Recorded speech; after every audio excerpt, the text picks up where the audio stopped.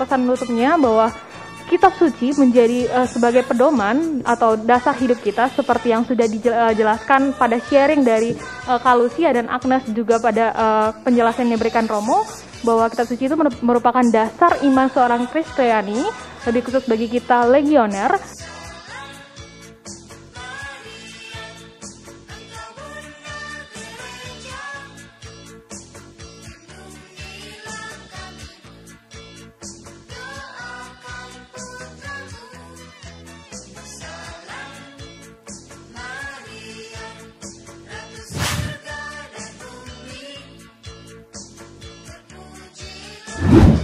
Jadi kalau tanpa semangat legio, kita tidak akan bisa memperlakukan hamba Tuhan yang mengalami kekurangan itu dengan sebaik-baiknya. Karena kita dengan doa-doa dan semangat itu, dengan meneladani Bunda kita, Bunda Maria, kita akan, yakinlah kita akan bisa berubah sikap kita.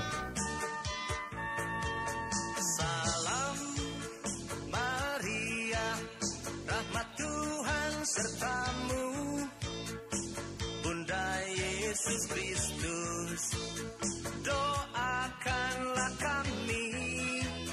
Salam Maria, engkau Bunda Gereja. Persekutuan Para Kudus ini juga menunjuk kepada 3 status gereja ya, tadi yang sudah disebutkan. Status pertama, mereka yang sudah bersama dengan Bapa di surga, yang sudah jaya di sana.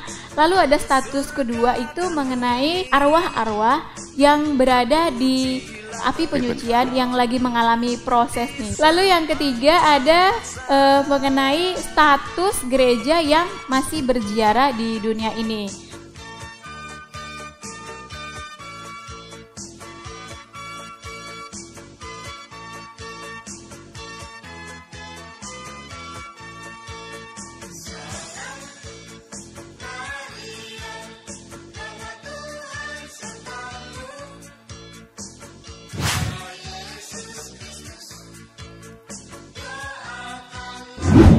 Keluarga Kudus Nazaret ternyata lebih mau menitik beratkan pada peran dan sosok ibu perempuan dalam keluarga.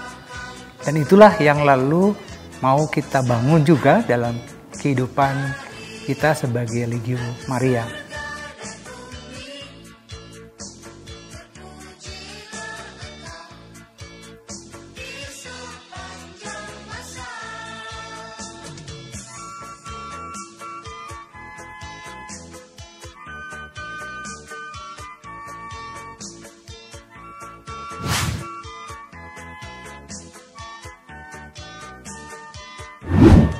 Melalui Santa Katarina, seperti wasiatnya dalam medali wasiat, senantiasa mengajak kita para legioner untuk mempunyai spirit seperti Maria yang dikandung tanpa noda, yaitu punya kerendahan hati, mencintai Yesus putranya, dan kita menjadi pendoa bagi sesama.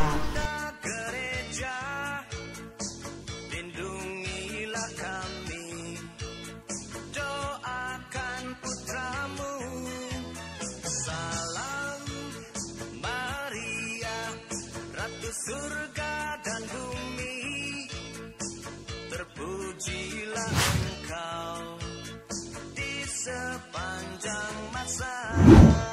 Ya Bang, dunia ini kadang-kadang cepat berubah, sehingga kadang-kadang cara pendekatan kita, cara pelayanan kita juga bagaimanapun akan dipengaruhi oleh perubahan-perubahan. Itu selalu di mana-mana saya katakan semangat inovatif, selalu memperbarui diri. Itu juga menjadi kekuatan.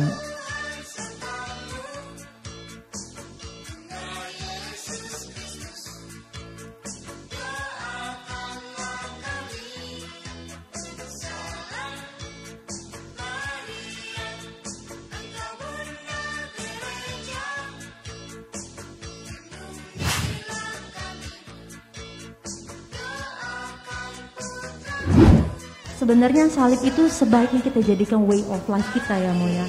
Salib yang adalah tanda cinta, ketika kita menjadikan ini way of life, yang kita jadikan ini hal yang baik, tentu akan membuat orang lain merasakan juga cinta yang kita berikan ya Mo ya.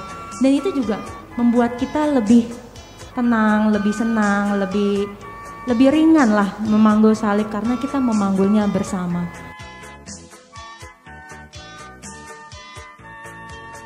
Salam Maria, rahmat Tuhan sertamu, Bunda Yesus Kristus, doakanlah kami. Salam Maria, engkau Bunda. Seperti yang dituliskan oleh Santo Montfort ya, berarti penyerahan diri secara seutuhnya dengan sukarela dan terdorong oleh kasih.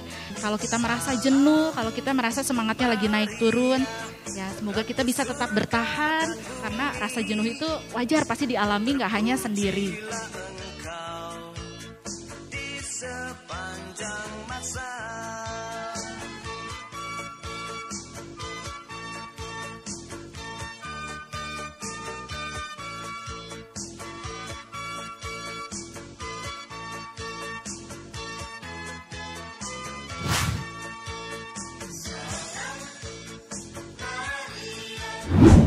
Menghayati Maria sebagai mempelai Roh Kudus berarti sebenarnya gagasan dasarnya adalah membawa setiap orang memiliki jiwa pribadi yang terbuka, terarah kepada Allah, dan dengan demikian hidupnya dipenuhi dan dibimbing oleh Roh Kudus.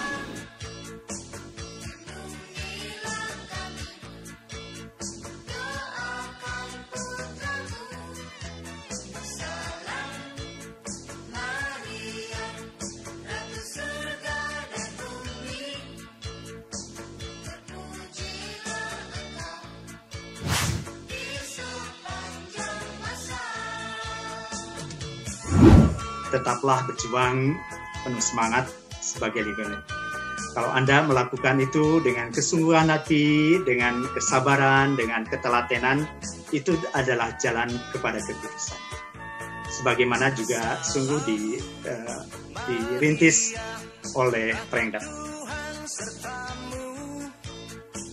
Bunda Yesus Kristus, doakanlah kami.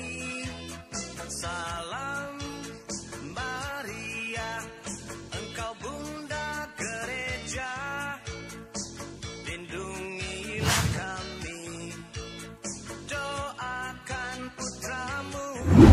Maria diberi gelar Bunda Allah bahwa Maria melahirkan putra Allah oleh kuasa Roh Kudus. Bunda Maria adalah perawan karena kedekatannya dengan putra Allah. Bunda Maria dikandung tanpa noda, artinya Maria dipersiapkan oleh Allah sebagai perawan yang dikandung tanpa dosa. Bunda Maria diangkat ke surga mewakili pandangan hidup pada waktu itu. Bunda Maria sebagai Bunda Yesus, Bunda Gereja, dan Bunda kita semua.